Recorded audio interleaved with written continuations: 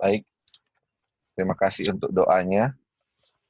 Sekali lagi, selamat pagi untuk kita semua yang ada di Indonesia, dan selamat sore untuk saudara-saudara kita yang di Amerika.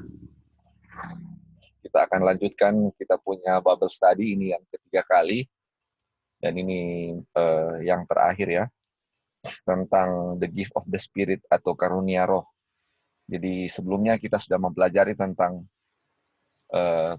chapter 4 dari The Act of Apostle atau Kisah Rasul, tentang Pentecost, dan sekarang Pentecost yang roh yang dicurahkan itu atau pemberian roh itu seperti apa ya.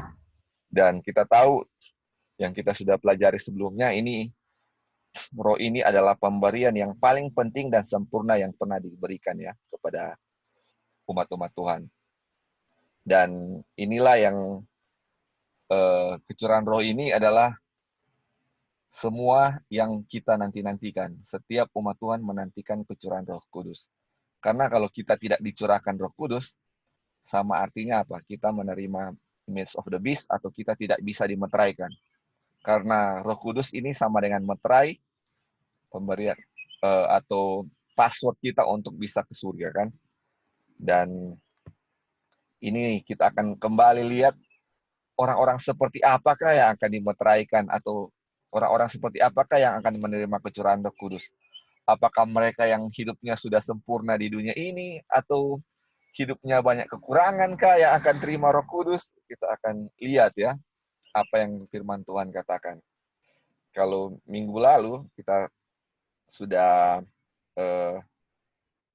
bahas ya bahwa tentang nature-nya Roh Kudus itu seperti apa. Apakah kita perlu tahu dia itu seperti apa atau nature-nya seperti apa? Kalau minggu lalu kita sudah baca bahwa tidak perlu untuk kita mengetahui tentang atau mendefinisikan. Definisikan itu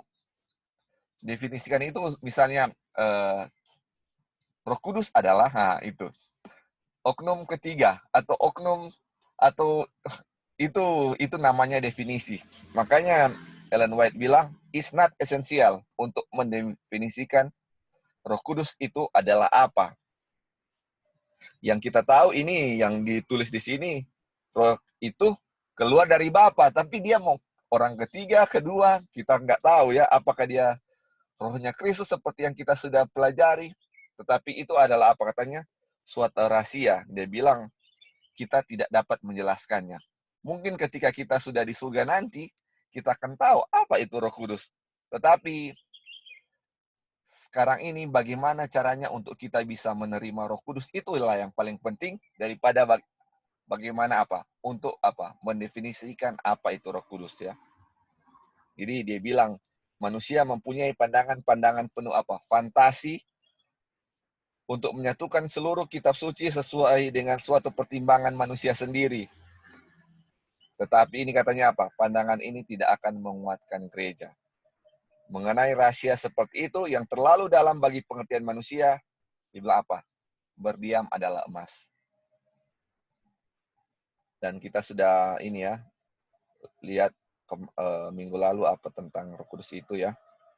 Jadi lebih baik apa katanya? Diam. Jadi ini ada yang dibilang juga begini.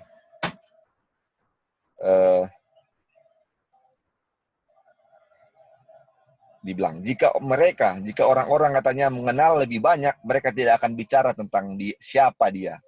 Jadi kalau kita memang lebih mengenal Tuhan, kita tidak akan lebih banyak bicara tentang siapa itu Roh Kudus itu ya. Dia bilang orang yang dalam kehidupan sehari-hari memiliki persekutuan paling dekat dengan Tuhan atau closest communion. Kita sering bahas tentang komunion dengan Tuhan. Dan yang memiliki pengetahuan terdalam tentangnya sangat menyadari ketidakmampuan manusia untuk menjelaskan Sang Pencipta. Dan kita tahu ini menjadi kontroversi ya, dan menjadi pelajaran di mana-mana tentang Roh Kudus ini siapa. Dan kita baca di kutipan ini jelas sekali bahwa apa? Itu bukanlah suatu hal yang perlu untuk kita perdebatkan siapa itu Roh Kudus. Yang perlu kita pelajari adalah bagaimana untuk bisa apa? menerima kecurahan Roh Kudus. Itu yang sangat penting. Oke, kita akan lanjutkan ya. Ini dia punya pelajaran. Minggu lalu sebelum kita tutup, kita ada Dion sempat baca. Dan ini adalah sambungan dari minggu lalu. Saya akan baca lagi dan supaya bisa terhubung ya. Jadi 2 paragraf sebelum yang kita baca terakhir, dia bilang begini ya. Sejak permulaan, Tuhan telah bekerja oleh Roh Kudus-Nya dengan perantaran manusia untuk pelaksanaan maksudnya, untuk kepentingan bangsa yang telah jatuh. Hal ini dinyatakan dalam kehidupan bapa-bapa. Kepada gereja di padang belantara, pada zaman Musa, Allah mengaruniakan rohnya yang baik untuk mengajar mereka. Nehemia 9 ayat 20. Dan pada zaman rasul-rasul, ia mengerjakan bagi sidangnya atau bagi jemaatnya melalui perantaran Roh Kudus. Roh yang sama yang menunjang bapa-bapa dan yang memberikan kepada Kaleb dan Yosua iman dan keberanian menjadikan pekerjaan sidang rasul-rasul itu berhasil. Telah menjunjung tinggi anak-anak Tuhan yang setia pada tiap-tiap zaman berturut-turut. Adalah melalui Roh Kudus sehingga selama zaman kegelapan, orang-orang Kristen Walensis menolong menyediakan jalan untuk reformasi. Adalah kuasa yang sama yang menjadikan usaha yang berhasil dari pria dan wanita yang mulia yang merintis jalan untuk mendirikan tugas modern dan untuk menerjemahkan kitab suci ke dalam bahasa dan dialek bangsa-bangsa dan orang banyak. Jadi ini Roh Kudus sudah dari gereja di padang belantara atau di zaman Musa, di zaman rasul-rasul, di zaman orang Walensia. Roh Kudus inilah yang menyanggupkan mereka kan, atau yang menolong orang-orang waktu zaman itu. Kita melihat pekerjaan mereka luar biasa. Waduh, mereka rela mati demi pekerjaan Tuhan. Dan ternyata yang menolong mereka di balik itu yang membuat mereka berani adalah apa? Pekerjaan Roh Kudus. Kita lanjut. Ini yang Dion baca terakhir sebelum kita tutup. Dia bilang begini. Dan dewasa ini, Tuhan masih menggunakan gerejanya untuk menyatakan maksudnya dalam dunia ini. Ini yang Dion kasih kemarin ya, kita ingat. Dewasa ini, pesuruh-pesuruh salib sedang pergi dari kota ke kota, dari negeri ke negeri, menyediakan jalan bagi kedatangan Kristus kedua kali. Standar hukum Allah sedang ditinggikan. Roh dari yang Maha Kuasa sedang bekerja dalam hati manusia. Dan mereka yang menyambut pengaruhnya menjadi saksi bagi Tuhan dan kebenarannya. Di tempat pria dan wanita yang mengabdi terlihat sedang menyampaikan kepada orang-orang lain terang yang telah menerangi jalan keselamatan mereka melalui Kristus. Dan sementara mereka membiarkan terang mereka bercahaya, seperti yang dilakukan oleh mereka yang telah dibaptiskan dengan roh pada hari Pentakosta, mereka mendapat kuasa roh lebih dan lebih banyak lagi. Dengan demikian, dunia ini akan diterangi dengan kemuliaan Tuhan. Atau kemuliaan Allah ya. Ini, jadi Roh Kudus itu bekerja dari gereja zaman belantara dan dia bilang dewasa ini Tuhan juga masih menggunakan gerejanya. Kita akan lihat ya, ini sering kita perdebatkan apakah gereja organisasi kah atau gereja yang sebagai umat Tuhan sesuai Albert Luke. Itu yang dipertentangkan kemarin kan. Oke. Kita akan baca selanjutnya. Ini yang sambungan yang kemarin ya. Dibilang begini. Sebaliknya, ada beberapa orang gantinya mempergunakan dengan bijaksana kesempatan yang sekarang sedang menunggu beberapa kekhususan dari penyegaran rohani oleh mana kesanggupan mereka untuk menerangi orang-orang lain akan bertambah besar. Mereka sekarang melalaikan kewajiban dan hak dan membiarkan lampu mereka menyala dengan suram. Sementara mereka memandang kepada waktu tanpa suatu usaha, mereka akan dijadikan penerima berkat istimewa. Oleh mana mereka akan diubahkan dan dilayakan untuk pelayanan. Jadi di sini kita melihat pekerjaan Roh Kudus ya di zaman-zaman dari zaman dahulu, dan dia bilang dia masih menggunakan gerejanya saat ini kan, dan dengan dia menggunakan gerejanya saat ini, kemuliaan Tuhan atau dunia akan diterangi dengan kemuliaan Tuhan. Tapi sebaliknya, ada yang katanya melalaikan kewajiban dan hak, membiarkan lampu menyala dengan suram. Jadi kalau kita belajar tentang kamu adalah terang dunia, kota yang terletak di atas gunung yang semua orang bisa melihat, dan orang yang melalaikan tanggung jawab ini, katanya apa? Membiarkan lampu mereka menyala dengan suram atau burn dim. Cuman kalau di oto atau di mobil, cuma lampu kayak lampu senja begitu, nggak terang, cuman kayak mau padam ya, tapi menyala tapi padam.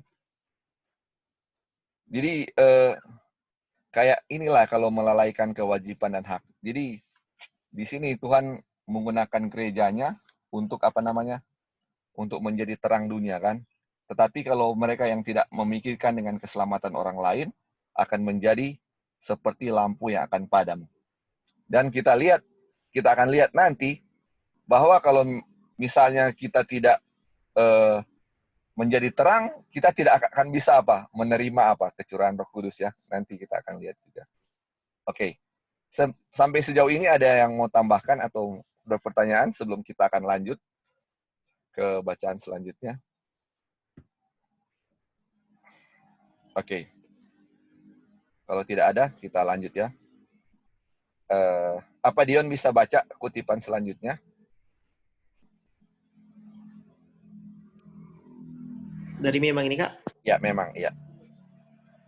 Memang benar bahwa pada masa kesudahan bila pekerjaan Tuhan di dunia sedang akan berakhir. Usaha yang sungguh-sungguh yang ditanamkan oleh orang-orang yang percaya, yang berserah di bawah tuntunan Roh Kudus akan disertai oleh tanda-tanda yang khusus dari kemurahan ilahi.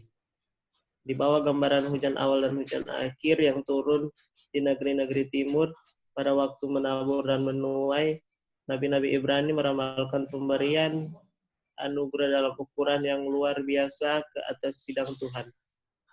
Kecurahan Roh pada zaman Rasul-Rasul adalah permulaan dari hujan awal dan hujan akhir, dan hasilnya gemilang.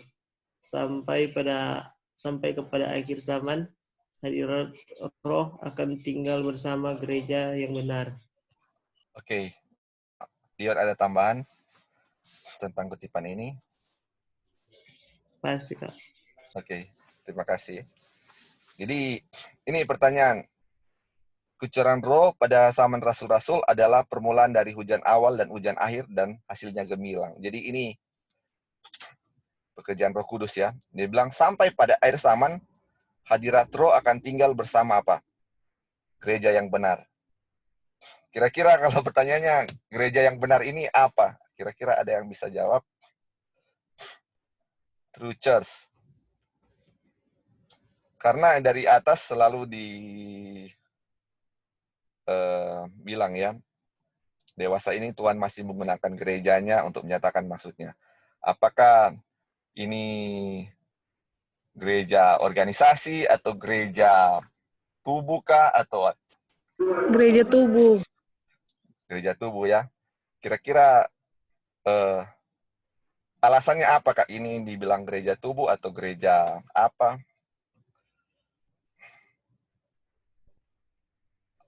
Atau apakah ini sesuai dengan... Apa maksudnya gereja tubuh itu? Kan itu Anteli yang... Kan semua kalau waktu kita... Tunggu ya. Waktu kita semua keluar dari gereja, semua langsung ke ini ya, ke upward look ya. Yang God has a church, bukan sebuah katedral, bukan sebuah denominasi, atau satu buat establishment ya. Tapi di mana 2-3 orang berkumpul, disitulah Tuhan tinggal. Mungkin itu ya dia punya alasan ya. Iya, Li, iya. Dan alasannya juga adalah mereka yang benar-benar mau menuruti hukum-hukum Tuhan, yang hukum dan kesaksian Tuhan kan, karena dia bilang juga standar hukum Tuhan sedang ditinggikan. Jadi itu kan kembali ke pribadi lepas pribadi kan. Jadi makanya kita ada sebutkan ini sebagai gereja tubuh, istilahnya personal gitu. Iya. Makanya sebelum kita tahu kita gunakan itu upward look, kita harus tahu latar belakang kenapa Ellen White bilang itu juga. Jadi waktu itu Ellen White di Prancis kalau nggak salah ya.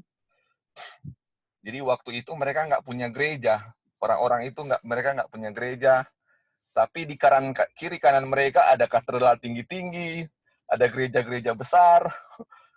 Terus mereka nggak ada tempat ibadah. Jadi Ellen White kasih dia punya penghiburan bahwa gereja itu bukanlah katedral-katedral, bukan gereja-gereja besar atau dinominasi, tapi apa? 2-3 orang berkumpul, itulah apa? Gereja Tuhan berada di situ ya. Tetapi kita akan lihat lagi ya. Dan kita percaya Tuhan akan kasih apa? Terang yang apa? Kita akan lihat ya. Makanya ini dia punya kutipan dari awal ini kan. Oke. Boleh kita baca lanjut?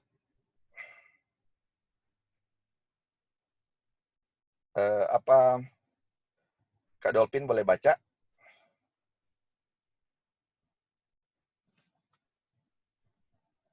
Apakah Kak Dolphin available? Oh ya. Bisa? Dari kata tetapi. Tetapi menjelang. Tetapi menjelang berakhirnya penuaian dunia, suatu kecurahan yang istimewa akan rahmat rohani dijanjikan untuk menyediakan gereja bagi kedatangan anak manusia. Kecurahan roh ini disamakan dengan turunnya hujan akhir dan adalah untuk kuasa yang bertambah ini orang-orang Kristen harus mengirimkan permohonan mereka kepada Tuhan. Penuaian itu pada akhir hujan akhir sebagai sambutan. Tuhanlah yang membuat awan-awan pembawa hujan deras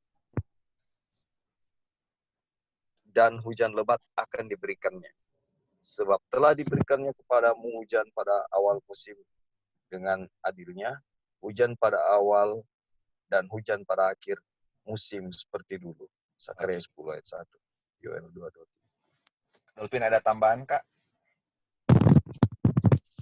Ini yang saya tertarik di sini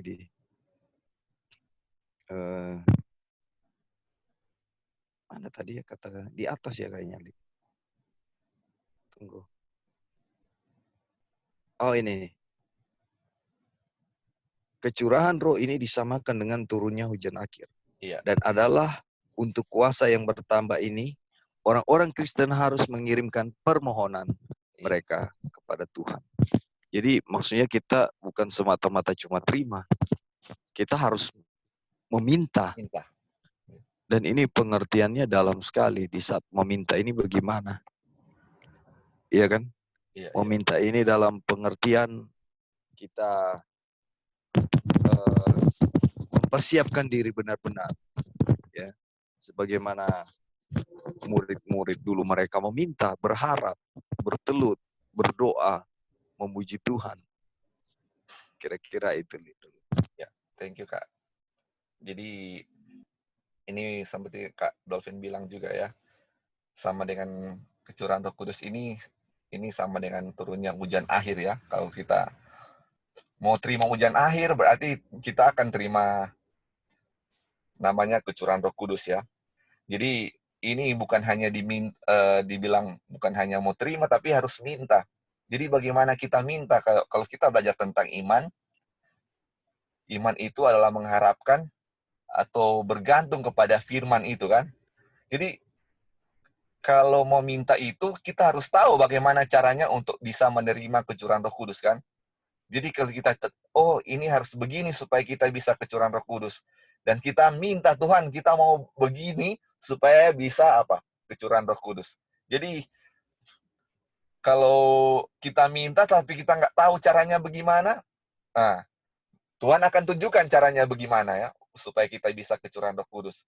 Dengan tuntunan Tuhan kita akan tahu caranya dan kita minta itu dan itu akan diberikan kepada kita. Jadi bukan tanpa meminta ya, harus meminta kepada Tuhan supaya apa? Pemberian yang paling berharga, yang paling besar yang ini akan diberikan kepada kita ya. Oke, kita lanjut ya. Halo, Lauli. Iya, Anti Erli. Ada pertanyaan. Ada yang pernah bilang sama saya begini, kita untuk mendapatkan kecurahan Roh Ya. Kudus itu, kita harus tahu katanya kapan mereka dicurahkan Roh Kudus itu. Jadi harus find out kapan kecurahan Roh Kudus itu dulu waktu zaman rasul-rasul, tanggalnya kapan, harinya kapan gitu. Apakah itu benar? Penting harus kita mengetahui tanggal dan harinya waktu mereka kecurahan Roh Kudus itu. Ya, terima kasih Anteli. Supaya kita dapat kecurahan Roh Kudus juga. Iya, Nggak iya. masuk akal sih bagi saya, cuman itu pertanyaan saya. Betul, itu betul sekali ya Anteli yang bilang. Jadi kadang itu kayak sama juga ya, kayak kita mau definisikan Roh Kudus, mau kapan dia datang.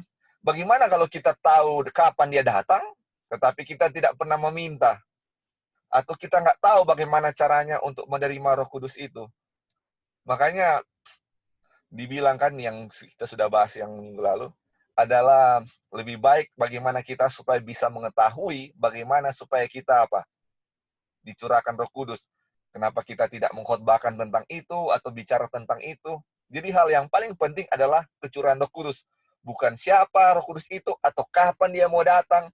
Dan kita sudah tahu ya kalau kapan dia mau datang itu yaitu pada saat Sandelo ya, yang kita sudah baca Revelation 18. Jadi dia akan datang pada saat akan dicurahkan waktu Sandelo itu kan.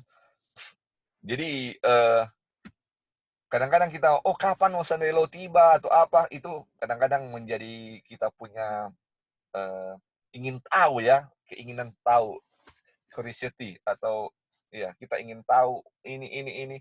Tetapi yang sesuatu yang paling penting itu yang tidak kita ingin tahu, justru yang hal-hal yang tidak menyelamatkan lah yang kita ingin tahu. Makanya jawabannya yang paling penting adalah bagaimana supaya kita dicurahkan Roh Kudus.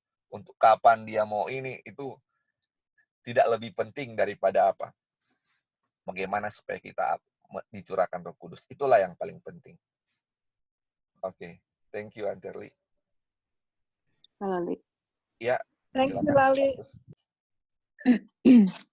Sebenarnya untuk mau tahu kecurahan Roh Kudus di zaman Rasul-Rasul itu gampang. Itu kan di hari Pentekost kan.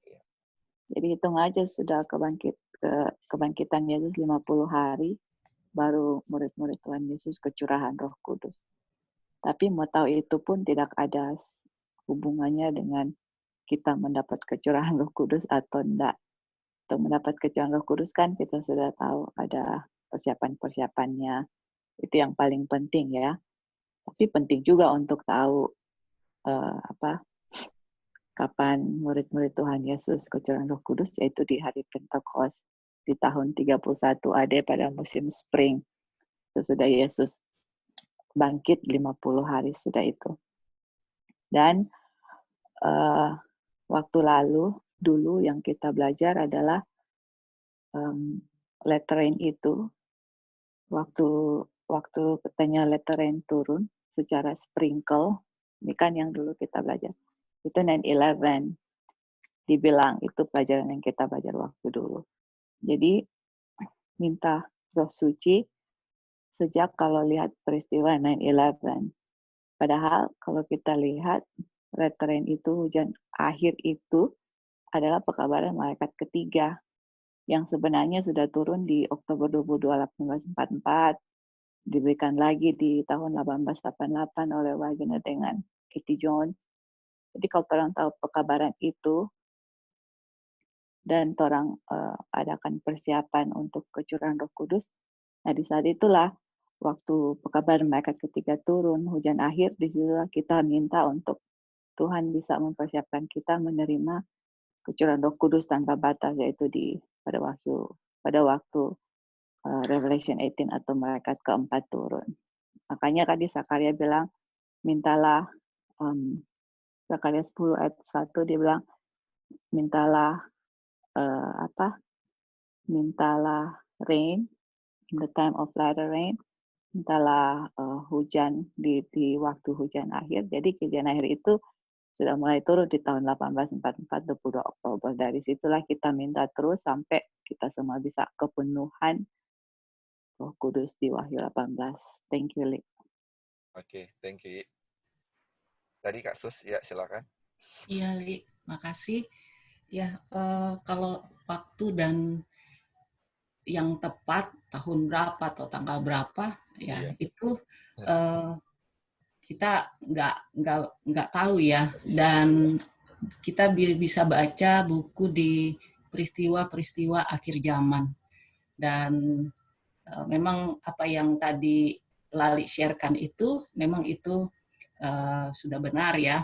Dan juga Joy, dan kalau memang mau lebih ini lagi, kita baca buku peristiwa-peristiwa akhir zaman. Di situ Tuhan memberikan amaran kepada umat-umatnya bagaimana supaya kita harus kecurahan Roh Kudus. Ya, makasih. Ya, terima kasih Kak Sus. Betul ya. Jadi untuk mau tahu dia punya exactly time, kapan, itu kanlah biasa manusia ingin tahu ya, kapan mau ini, kapan mau ini. Hal-hal yang seperti itulah yang biasa menimbulkan keinginan tahuan para dalam manusia. Dan kita rasa itu nature ya, alami. Dari nenek moyang kita juga jatuh dulu karena keingintahuan kan. Ingin tahu, makanya makan itu buah itu. Dan dosa yang sama pasti akan menjadi bagian kita juga. Ingin tahu hal ini, hal itu yang kadang-kadang tidak berhubungan dengan keselamatan ya. Tetapi yang berhubungan dengan keselamatan kadang-kadang apa? Kita lalaikan ya. Itulah manusia atau kealamian dosa yang kita miliki ya. Oke. Terima kasih ya. Kita lanjut ya.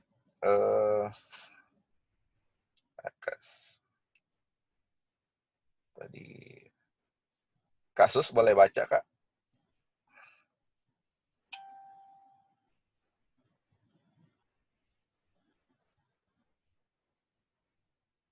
Oh, ini Joyce sudah kasih dia punya kutipan ya. I have no specific time of which to speak when the outpouring of the Spirit will take place. When the mighty angel will come down from heaven and unite with the third angel is closing up the work of this world. Jadi ini kutipan yang sudah share di message ya. Jadi kita tidak punya, Ellen White bilang tidak ada specific time untuk bisa tahu kapan Roh Kudus ini dicurahkan. Cuman dia tahu yang ya Wahyu 18 ya. Wahyu 18 itulah waktu Roh Kudus akan dicurahkan dan akan menutup pekerjaan di dunia ini dari pekerjaan malaikat ketiga. Itu dia, Li.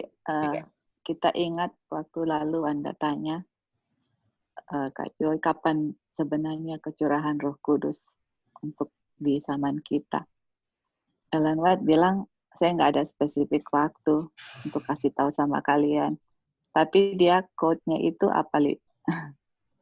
When the mighty angels come down. Wahyu 18 ayat 1. Jadi, waktu kalian tahu waktu mighty angels come down, itulah kecurahan Roh Kudus. Tapi saya nggak tahu spesifiknya kapan. Istilahnya, saya nggak tahu Sandelo kapan mau datang. Pokoknya pas Sandelo datang, disitulah ada kecurahan Roh Kudus. Gitu dia. Jadi, itu yang kita mau tambahkan dari pelajaran ini. Thank you. Oke. Atau Joy boleh baca ini mungkin nggak sebelum. Ya. Tetapi kecuali anggota-anggota gereja Tuhan saat ini mempunyai hubungan yang hidup dengan sumber semua pertumbuhan rohani, mereka tidak akan siap untuk waktu penuaian.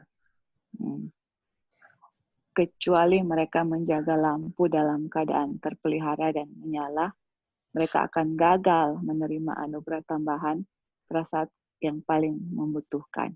Oke. Ada tambahan kira-kira, Joy? Lali masih ingat kalau misalnya dulu kita belajar mengenai, bukan kita ya, pelajaran yang bilang hiding itu. Iya. Yang harus hide dulu gitu, nggak boleh gitu kan. Nah, kalau kita baca ini, unless they keep their lamps streaming and burning, istilahnya kita punya lampu harus menyala terus, mereka akan gagal menerima anugerah yang akan ditambahkan pada saat-saat yang paling dibutuhkan. Jadi ini bahaya sekali ya, Li. Yang terang yang Iya. Tuhan berikan kepada orang kan itu harus dinyalakan terus, always. Bukan ada specific time yang mana itu akan menyala dan ada specific timing di mana jangan kayak gitu. Padahal di sini dia bilang kita harus membuat kita punya lampu terus burning. Kalau enggak kita akan gagal menerima anugerah tambahan pada saat-saat in the times of special need, di saat-saat yang paling membutuhkan. Jadi, tapi untuk kita punya lampu tetap menyala, kita harus ada living connection ya, harus ada koneksi yang hidup dengan sumbernya yaitu Tuhan Yesus. Thank you. Ya, thank you. Oke, ini menjadi ini kita punya perhatian kecil ya. Ini tentang ini kecuali anggota-anggota gereja Tuhan ya mempunyai hubungan, mereka tidak akan siap waktu penuaian. Kecuali mereka menjaga lampu. Di atas juga kan dia bilang lampu juga kan di sini kita sudah baca. Ini ada sebaliknya, kalau yang lalu kan Tuhan masih menggunakan gerejanya kan. Waktu yang lalu kita baca, Tuhan dewasa ini Tuhan masih menggunakan gerejanya untuk menyatakan maksudnya dalam dunia. Terus dengan inilah akan diterangi oleh kemuliaan kan. Terus sebaliknya, mereka yang lalaikan ini tanggung jawab, membiarkan lampu suram kan. Dan kita baca yang terakhir, yang lampu suram ini apa? Yang tidak menjaga lampunya, tidak akan siap untuk waktu penuaian ya. Atau kita bisa bilang waktu hujan akhir nanti tidak akan siap, akan gagal kan. Kalau memang lampu yang tadi tetap menyala, mereka akan apa? Terpelihara kan. Jadi kalau lampu tidak menyala, akan apa? Gagal menerima anugerah tambahan atau kecurahan Roh Kudus ini pada saat-saat yang paling membutuhkan. Bro, Iya. Mungkin bisa diterjemahkan. Iya. Lampu tetap menyala ini kira-kira apa? Iya. Oke, ada yang mau jawab? Kira-kira lampu yang tetap menyala ini apa kira-kira? Kita tahu kan kalau minyak Holy Spirit kan, atau Roh Kudus atau iya. Kalau lampu ini apa? Kita semua memiliki lampu. Lampu ini akan padam kalau nggak ada punya minyak kan, kita sudah belajar. Kira-kira ada yang mau kasih jawab jawaban lain? Jawabannya Li di Matius 5. Iya. Matius Good 5 works, ya. ayat 14 kan dia bilang kamu adalah terang dunia. Kota yang tidak di atas gunung kan tidak bisa disembunyi. Terus bilang jangan biarkan kamu punya enggak ada orang yang kasih nyala lampu terus ditutupi kan. Nah, terus ayat 16, biarlah terangmu bercahaya di hadapan manusia supaya mereka bisa melihat your good works. Iya. Dan memuliakan Bapa di surga. Jadi kalau memang ini sebenarnya ini lampu apa itu? Light. Iya. Nah, kita tahu untuk lampu bercahaya harus ada oil, dan oil itu represent righteousness of Christ. Jadi perbuatan baik yang berdasarkan righteousness of Christ. Itu dia lampu. Makanya kan yang waktu pelajaran yang dikasih orang-orang hiding harus sembunyi dulu, jangan dulu ada good work gitu. Berarti kamu terima righteousness of Christ, tapi righteousness of Christ-nya jangan dibiarkan untuk menghasilkan perbuatan gitu. Istilahnya tutup dulu lampunya. Padahal di sini kan nggak boleh kita tutup lampunya, harus bercahaya selalu. Jadi lampu itu yang bercahaya itu adalah good works, tapi good works itu adalah yang orang bisa lihat di luar, tapi di dalamnya minyak itu adalah Tuhan Yesus punya righteousness.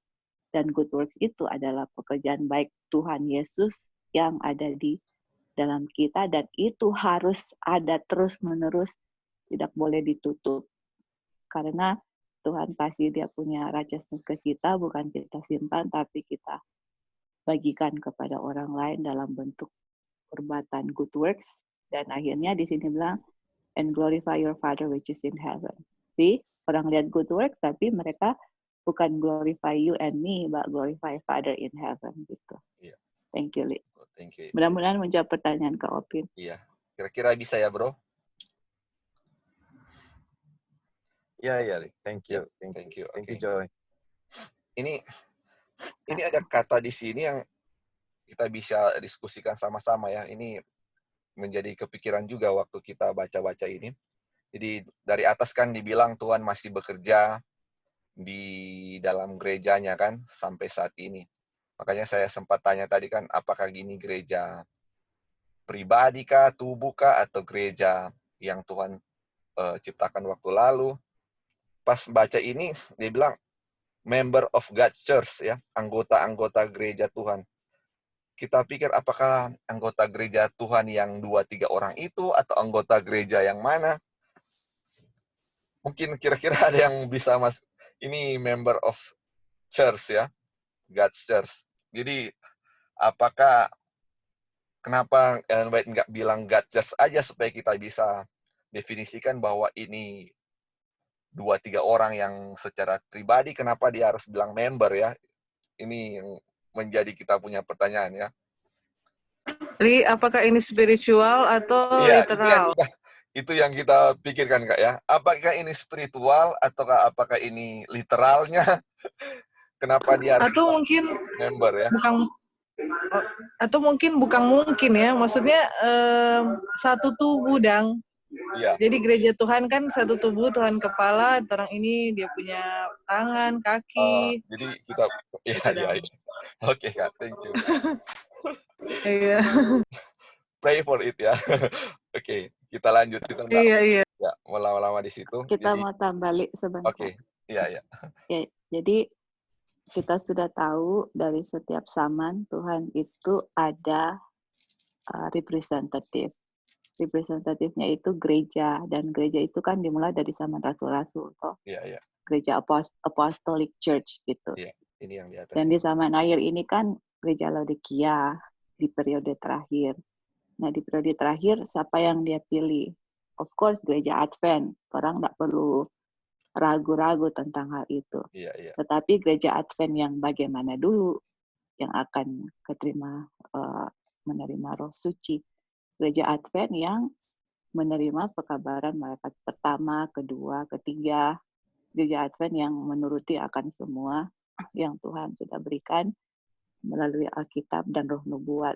Itu gereja Advent.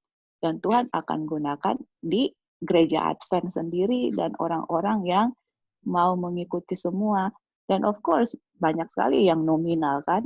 Orang juga mungkin masih nominal, istilahnya iya, gitu kita ya. semua nominal ya. Iya, tapi Tuhan harus menggunakan gereja. Nggak bisa nggak. Jadi gereja yang bagaimana dulu, itu dia. Gereja yang memang betul-betul mau untuk bekerja sama, yang ada living connection dengan Tuhan, yang meminta akan kecurahan Roh Kudusnya, yang tidak menolak akan pekabarannya, semua terang yang diberikan diikuti, dan itu di dalam anggota gereja Masih Advent hari ke-7. Iya, betul. Nggak gunakan yang lain-lain. Jadi harus kita ingat itu, dan jangan juga kita berpikir oh hanya oranglah yang ikut semua. Iya. We need to open our eyes. Gereja Advent itu di seluruh dunia, dan banyak orang yang mungkin lebih jujur, ya. lebih jujur, lebih dari orang yang memang betul-betul ikut dan memang betul-betul sudah melakukan pekerjaan Tuhan dan dedikasi diri mereka kepada Tuhan dibandingkan dengan orang, karena orang punya lingkungan hanya torang, jadi orang hanya bandingkan torang dan torang.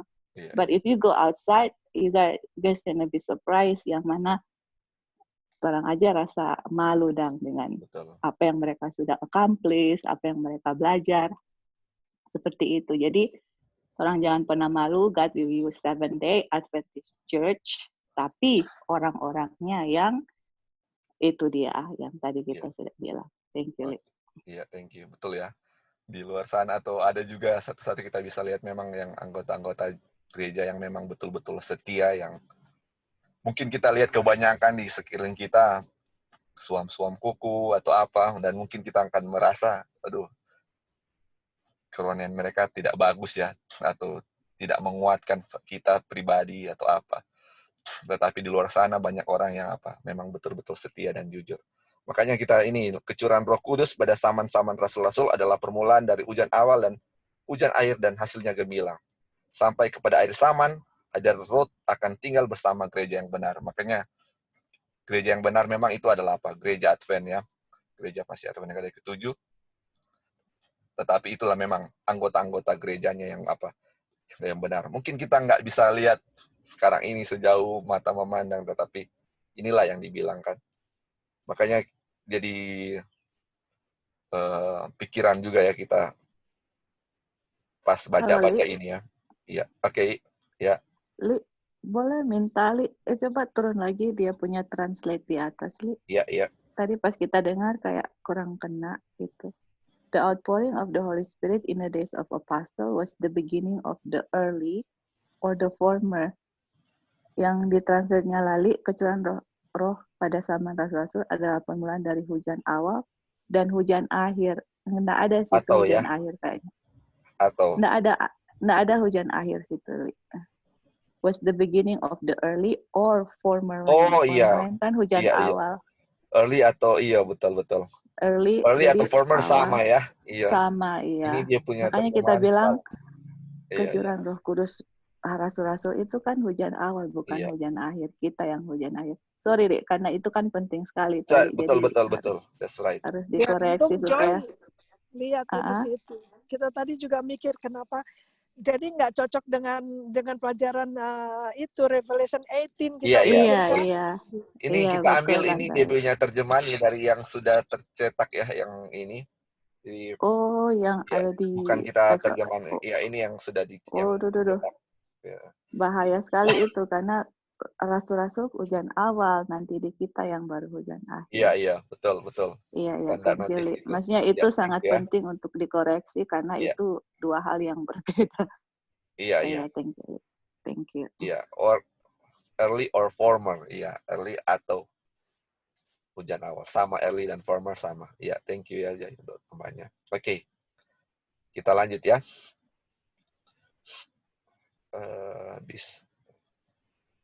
Sekarang apakah Sus sudah bisa available ya kira-kira? Iya. Iya, boleh Kak baca. Oke, Li. Hanya mereka yang selalu menerima perlengkapan anugerah yang segar akan mendapat kuasa yang seimbang atas keperluan mereka setiap hari dan kesanggupan untuk menggunakan kuasa itu. Gantinya memandang kepada waktu yang akan datang. Bila selalu suatu pemberian khusus untuk kuasa rohani. Mereka akan menerima alat yang luar biasa untuk penarikan jiwa. Mereka menyerahkan diri setiap hari kepada Allah supaya Ia dapat menjadikan mereka bejana untuk digunakannya. Setiap hari mereka mempergunakan kesempatan untuk pelayanan yang terletak di dalam jangkauan mereka. Setiap hari mereka bersaksi untuk Tuhan di mana saja mereka berada. Apakah dalam lingkungan yang sederhana dari pekerjaan di dalam rumah atau kegunaan di tempat umum. Oke. Kak Sus ada tambahan, Kak? Ya, di sini bahwa setiap hari ya.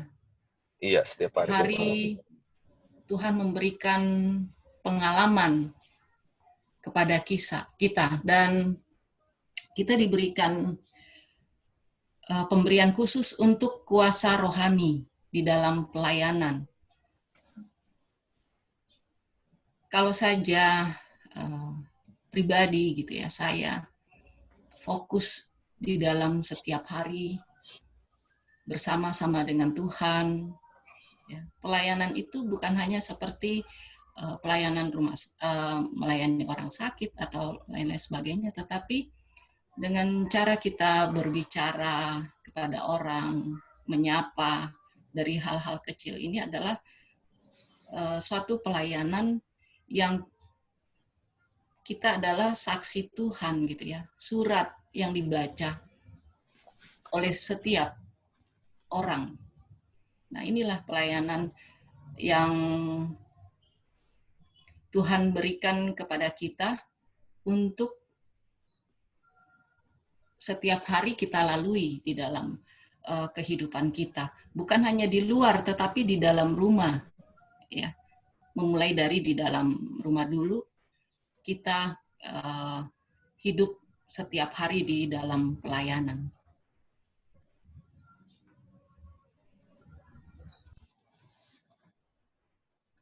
Ya, oke. Terima kasih Kak Sus untuk tambahannya. Jadi ini setiap hari ya, ini makanya dulu juga Kak Roy pernah bilang ya, jadi untuk meminta kekuatan itu, bukan saya meminta kekuatan ini untuk seumur hidup saya, tapi kekuatan yang kita minta adalah kekuatan hari ini. Besoklah yang lagi kita minta. Jadi kekuatan ini atau meminta ini untuk menggunakan kesempatan ini adalah apa? Setiap hari, memandang kepada Kristus setiap hari. Ini setiap hari ini sangat penting ya. Menerima perlengkapan anugerah yang segar atau fresh supplies of grace setiap hari untuk kesanggupan ya menggunakan kuasa itu. Jadi minta kuasa Tuhan apa? Setiap hari. Oke. Thank you Kak Sus. Kita lanjut ya. Apa Kak Roy atau Kak Wanda bisa baca selanjutnya? Bisa, Li. Ya. Tapi sorry agak background-nya berisik. Oh iya. Oke. Untuk pekerja yang berserah, ada suatu penghiburan yang ajaib dalam pengetahuan, yang bahkan Kristus sendiri dalam kehidupannya di dunia ini mencari Bapanya setiap hari untuk pertolongan kesegaran anugerah yang diperlukan.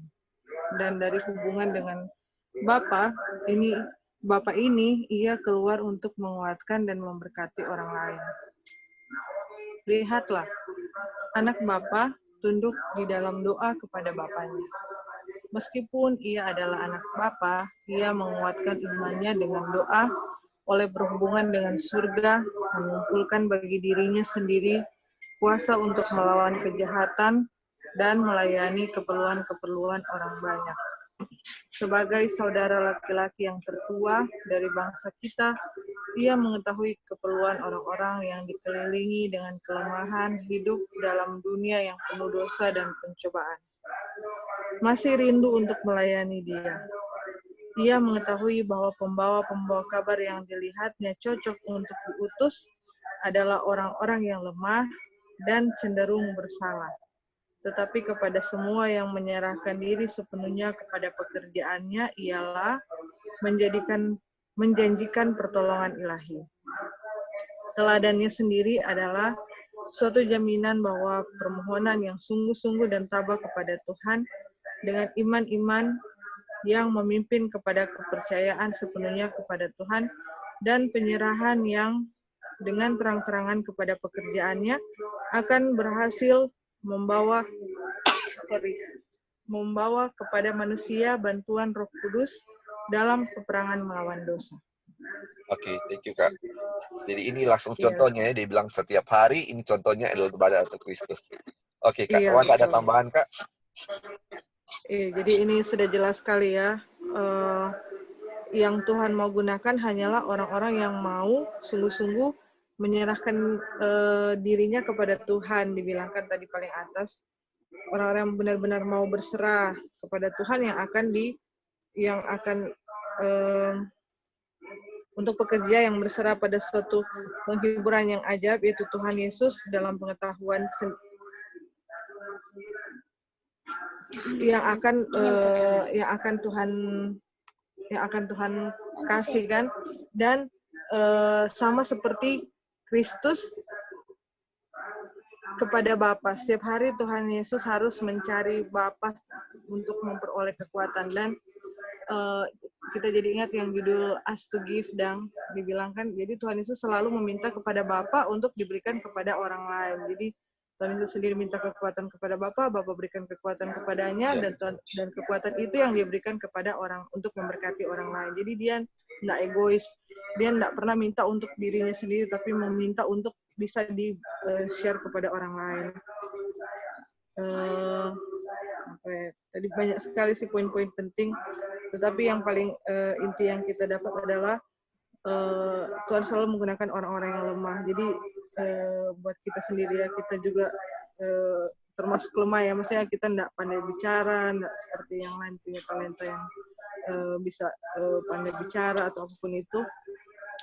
Kita yakin semua orang ada talenta masing-masing, dan dibilang Tuhan mau gunakan orang-orang justru yang lemah, yang banyak kekurangan. Jadi jangan pernah ini untuk kita ya, jangan pernah kita merasa bahwa oh ya kita yang mana Jo, kita bagian ini Jo, kita nggak biasa ini, itu part ngana lah gitu ya.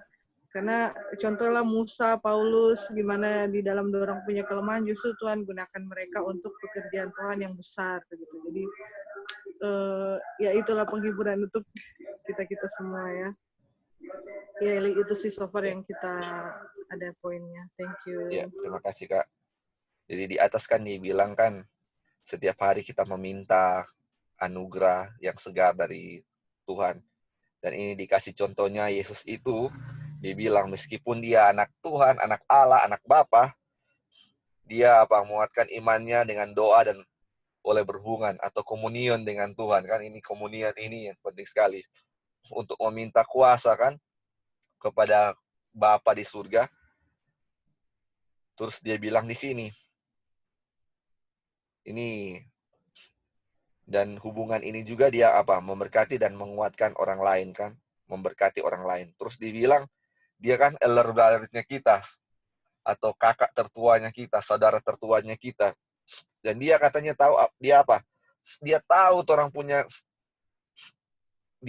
punya keperluan yang dikelilingi dengan kelemahan hidup dan penuh dosa dan pencobaan tetapi rindu untuk melayani Tuhan. Jadi satu karakter Kristus adalah melayani. Dan dia tahu dan dia sangat mengasihi orang-orang yang mau melayani. Dan dia bilang dia tahu mereka punya kekurangan, mereka punya dosa, mereka punya pencobaan, dia tahu. Dan makanya dia bilang dia mengetahui bahwa pembawa-pembawa kabar orang-orang yang mau mengabarkan Injil ini mempunyai mempunyai yang akan diutus ini adalah orang yang lemah dan cenderung bersalah, atau dia bilang erring man atau error ya, banyak kesalahan.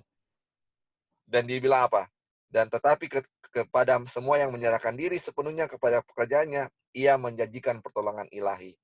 Dan kita lihat pertolongan ilahi ini adalah Roh Kudus yang akan membawa mereka untuk berperang melawan dosa. Jadi orang-orang yang akan menerima kecurahan Roh Kudus ini bukanlah orang-orang yang sempurna ya, kita lihat makanya kayak Paulus atau mereka itu orang-orang yang penuh dengan kekurangan, tetapi di sini dibilang mereka mau membawakan kabar kepada Injil ke seluruh dunia atau membantu orang-orang lain. Jadi apakah kita punya kerinduan ini ada untuk menolong orang lain atau tidak? Jadi kalau tidak ada suatu keinginan untuk membawakan kabar kepada orang lain, kita tidak akan merasa perlu untuk kecurahan Roh Kudus kan, atau menerima pertolongan Roh Kudus. Karena untuk apa kita di kecurahan Roh Kudus, tapi kita tidak menggunakannya untuk menolong orang lain, bukan? Jadi ini meminta Roh Kudus juga ini adalah salah satunya untuk biar semua orang bisa mendapat pertolongan Tuhan atau bisa memberkati orang lain. Inilah salah satu tujuan dari kecurahan Roh Kudus. Dan Tuhan kasih kepada semua yang berkekurangan. Jadi kenapa Roh Kudus itu adalah penolong. Kenapa kita membutuhkan penolong? Karena kita berkekurangan. Kalau kita memang sudah kuat, ngapain lagi perlu penolong? Bukan. Makanya kenapa pekabaran malaikat ketiga yang membuat kecurahan Roh Kudus, karena pekabaran malaikat ketiga membuka mata kita bahwa kita memang telanjang, miskin, melarat. Makanya ketika kita tahu bahwa kita miskin, telanjang, buta, kita memerlukan penolong. Kalau kita merasa kita kaya, kita tidak akan perlu penolong atau Roh Kudus ini, dan Roh Kudus ini tidak akan dicurahkan kepada kita. Hanya mereka yang merasa perlulah yang akan diberikan pertolongan atau dicurahkan Roh Kudus ini. Oke. Mungkin ada tambahan lain sebelum kita baca yang terakhir. Mungkin ada yang mau tambahkan?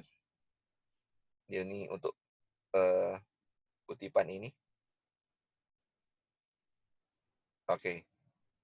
Kalau tidak ada, kita lanjut ya. Ali, saya mau tanya. Oh ya, silakan nanti Erli. Kan kita nggak bisa lihat itu Roh Kudus, tapi Ya, kita betul. bisa merasakan gitu kan. Iya. Nah, bagaimana ciri-ciri kita merasakannya? Maksudnya itu hati nurani atau gimana itu? Apakah yang disebut orang bilang hati nurani? Jadi kadang-kadang kan kita disuruh memutuskan sesuatu, kita bingung. Apalagi kalau sudah pikirannya udah dua tiga kali udah ini, wah kiri kanan ini itu bagaimana ya? Yang kuning atau yang merah gitu. Nah kita untuk mengetahui itu bahwa roh suci yang mana? Jadi kadang-kadang kan kita memilih sesuatu bingung ya ini betul nggak? Sudah berdoa Tuhan. Misalnya gini, kita mau cari country living. Terus kita nggak tahu yang mana ya. Sudah susah-susah nyari terus ada yang nawari. Tapi kayaknya nggak cocok sama kita gitu. Tapi kita udah berdoa. Tuhan yang mana Tuhan gitu. Nah kita dari mana kita mau tahunya bahwa itu dari Tuhan gitu. Dan roh suci yang sudah Tuhan kirimkan itu untuk kita memilihnya yang mana gitu. Nah, gimana caranya itu? Thank you. Thank you, Anterli. Jadi bagaimana caranya supaya kita bisa merasakan bahwa ini ada Roh Kudus atau Roh Kudus berbicara. Tapi ini juga kerinduan saya ya secara pribadi. Tetapi pertanyaannya kembali ke diri saya, ke Anterli dan kita semua. Apakah kita sudah komunion setiap hari dengan Tuhan? Ada suatu hubungan khusus dengan Tuhan untuk meminta kekuatannya tiap hari? Tapi masalahnya begini, kita itu nggak melakukan komunion dengan Tuhan, tetapi kita ingin tahu bagaimana sih rasanya Roh Kudus itu ada, atau Roh Kudus itu bekerja dalam diri kita. Tapi kita nggak pernah minta bagaimana Roh Kudus itu mau datang kan, makanya mau definisikan itu bagaimana rasanya,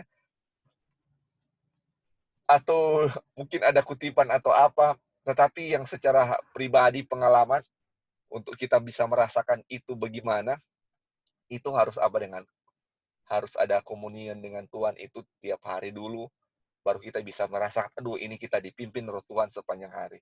Mungkin pribadi-pribadi ya, tapi mungkin ada yang bisa kasih bantuan ya, kasih jawaban lain kira-kira rasanya gimana. Oke. Halo, Li. Ya, silakan. Ya, waktu Yesus berbicara dengan Nikodemus di Yohanes 3, kan dia berbicara mengenai lahir kembali, harus lahir kembali dari Holy Spirit, ya. Di ayat 8 kan dia bilang, oh angin bertiup, orang nggak tahu angin itu dari mana, tapi orang bisa rasa dan bisa lihat dia punya, kalau angin bertiup dari timur, jadi pohonnya arah ke barat, misalnya dari utara ya ke selatan, kayak gitu.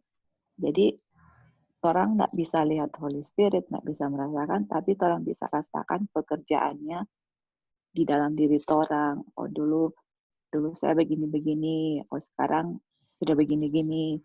Itu semua pekerjaan Roh Kudus kan di dalam diri orang masing-masing.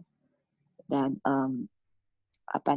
dan orang lain juga bisa melihat perubahan yang terjadi dalam kita. Makanya kan nggak bisa lihat angin, tapi bisa lihat arahnya itu, pohonnya itu menuju kemana. Nah, seperti itu. Dan kalau untuk tadi Tante tanya country living, kan orang sudah belajar toh mengenai country living, bagaimana country living itu, bagaimana cari tanahnya, apa persyaratannya, dan segala macam di situ. Nah, untuk mau cari country living, orang balik lagi di firman Tuhan yang sudah kasih tahu mengenai country living. Itu satu.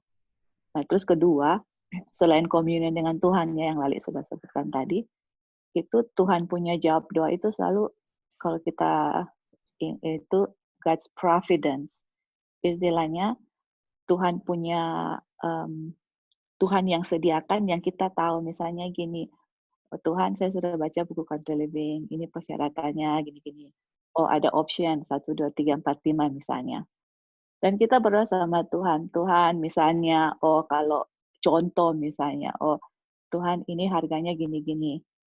Saya hanya punya duit segini-segini misalnya. Dan saya mau Tuhan yang tunjuk. Kalau misalnya harga rumahnya ini drop, dia punya price, atau rumahnya ini akan harganya segini, berarti itu jawabannya. And that's God's providence, begitu. Jadi, tapi yang kita punya option itu harus sesuai ya dengan kriteria yang kita sudah baca di Country Living, seperti itu. Dan Tuhan akan jawab sesuai dengan permintaan doa kita. Baru kita tahu ini Tuhan punya God's providence. Artinya Tuhan yang sediakan itu untuk kita dan Tuhan yang pilih tempat itu untuk kita. Jadi mungkin itu yang kita bisa kasih kepada Tante Early atau ya. Thank you, Joy. Mas, thank you, Tante. Bagaimana kalau ini bikin tambah bingung? Oke, kriterianya ini. Pas kita lihat udah tempatnya, aduh bagus sekali ini, begini kan udah semua udah cocok ini ya. Terus kita berdoa sama Tuhan, Tuhan apakah ini pilihan Tuhan gitu ya? Kasih tanda Tuhan kalau memang itu drop, harganya drop, berarti itu pilihan dari Tuhan. Nggak taunya harganya nggak drop malah naik. Nah itu gimana? Jadi kita tambah bingung. Nah, ini dari Tuhan atau bukan gitu. Berarti nah, padahal bukan, itu tempatnya bagus sekali gitu. Cocok gitu. Berarti kan Tante Eli minta kan sama Tuhan. Tuhan, I want this price to drop begitu ya. Dan saya tahu bahwa kalau itu drop, itu Tuhan punya providence. That's for sure. Dan kalau kita lihat orang banyak punya pengalaman yang dapat Country Living kan banyak sekali. Kesaksian-kesaksian yang kita bisa lihat ya. Dan mereka tahu for sure itu jawaban doa Tuhan. Nah, kalau Tante Eli minta itu betul dengan sungguh-sungguh dan yakin itu dan itu tidak terjadi, berarti bukan itu jawaban doanya gitu. Walaupun kita kelihatan bagus ya secara mata. Iya, walaupun kelihatan bagus, nanti kita kalau memang betul-betul ya kita memang sungguh-sungguh minta kepada Tuhan dan Tuhan kasih jawabannya, berarti that's not the place for us. Iya, betul. Itu God's providence, itu Tuhan punya jawaban. Oke, thank you, Auntie. Thank you, Joy. Iya, thank you ya. Ya, Dion mau jawab? Ya, bagaimana Dion? Pertanyaan enggak? Iya. Kan dibilang Yakobus 5 ayat 16 begini. Karena itu hendaklah kamu saling mengaku dosamu dan saling mendoakan supaya kamu sembuh. Doa orang yang benar bila dengan yakin didoakan sangat besar kuasanya. Ini maksudnya ini berpengaruh terjadi di kapan nang ini kutipan ini ayat ini? Terjadi kapan itu doa orang benar akan apakah waktu Sandelo atau apa? Itu kita tahu kan berlaku sejak zaman Rasul-Rasul waktu itu sampai sekarang juga kalau kita mendoakan dengan benar sama seperti tadi bilang Auntie Eli bilang meminta Country Living. Terus kita minta God's providence ya. Tuhan kalau kita mau Country Living, ini firman Tuhan. Engkau mau saya untuk Country Living, saya tahu ini apa kehendak-Mu. Kalau ini cocok, engkau kasih kan. Itulah, makanya kalau kita minta dengan iman, besar kuasanya pasti Tuhan akan kasih, itu dia. Dan itu berlaku kapan saja kita minta, dari dulu sampai sekarang itu tetap berlaku. Kalau itu nanti berlaku saat saat Sandelo, apakah doa-doa sekarang kita akan dijawab waktu kita mau minta Country Living? Enggak kan, bukan seperti itu. Dari dulu sampai sekarang itu berlaku ya. Jadi kalau misalnya kita udah berdoa minta Tuhan masih belum dapat jawabannya, berarti Tuhan masih belum ya. Berarti kita masih belum ada persiapan yang Tuhan kehendaki kali gitu ya. Jadi makanya belum kita yang kurang atau waktu Tuhan yang belum mungkin nanti minggu depan atau bulan depan waktu yang terbaik untuk Auntie Eli misalnya. Ada waktu Tuhan sesuai dengan kehendak-Mu yang jadi ya. Tetapi bukan bilang begitu terus kita diam-diam ya, tetap berusaha untuk cari. Tetapi dengan doa seperti itu, dengan diiringi doa. Oke, thank you. Ya. Oke. Terima kasih ya. Oke, Auntie Eli boleh baca kutipan terakhir sebelum kita tutup. Kutipan terakhir mulai dari setiap. Iya. Setiap pekerja yang mengikuti teladan Kristus akan disediakan untuk menerima dan menggunakan kuasa yang telah dijanjikan Bapa kepada sidangnya untuk masa penuaian dunia. Ya. Dari pagi ke pagi, sementara utusan-utusan Injil bertelut di hadapan Tuhan dan membarui perjanjian penyerahan mereka kepadanya, Ia mengaruniakan kepada mereka hadirat Roh-Nya dengan kuasa yang membarui dan menyucikan. Sementara mereka maju dalam kewajiban setiap hari, mereka mempunyai jaminan bahwa wakil yang tidak kelihatan, yaitu Roh Kudus, menyanggupkan mereka untuk bekerja bersama-sama dengan Tuhan. Oke.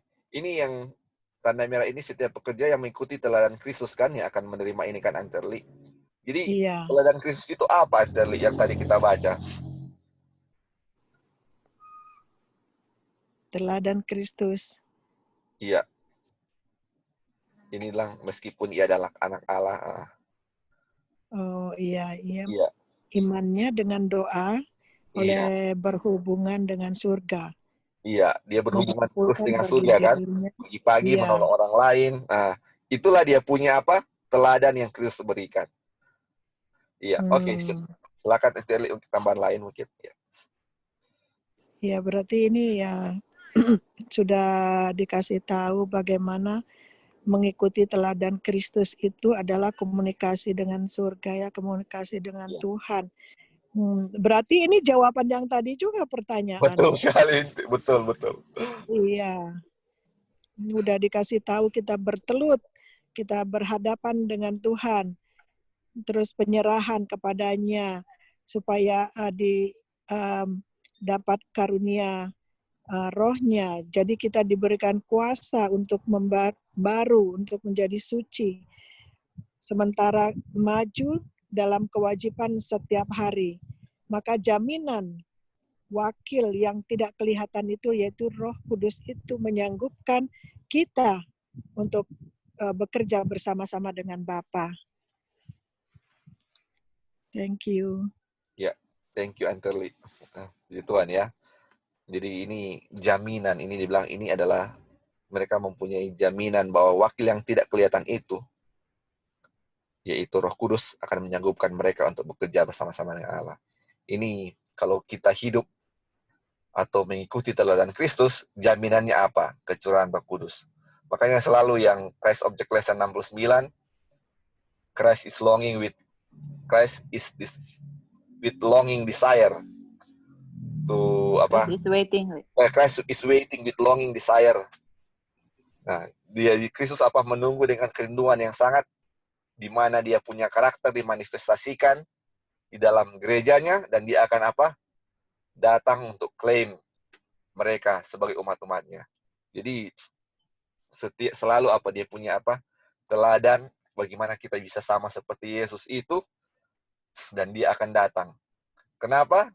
Karena kecurahan Roh Kudus akan datang ketika kita mengikuti teladan Kristus.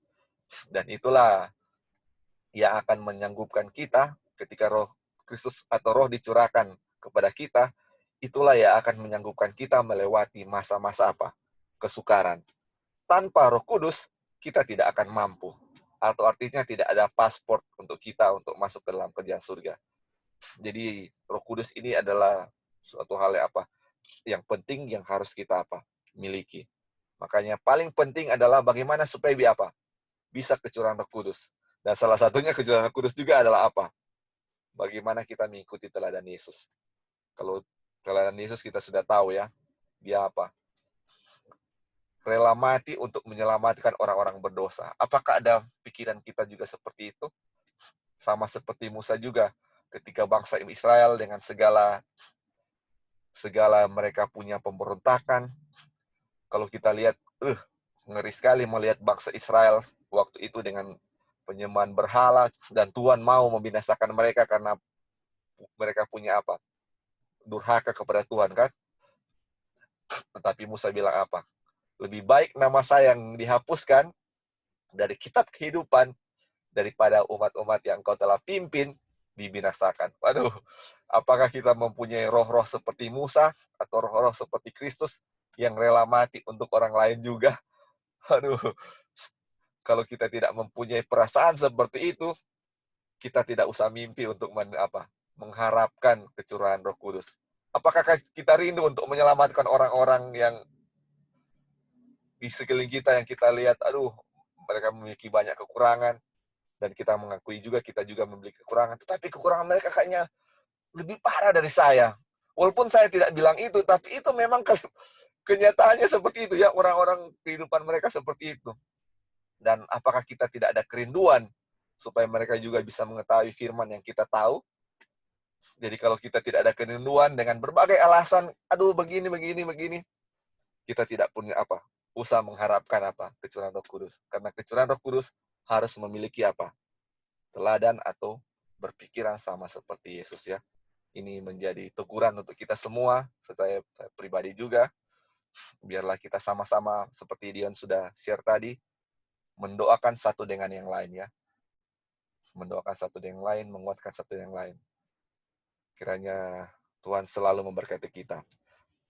Mungkin ada yang mau kasih tambahan sebelum kita tutup dalam doa?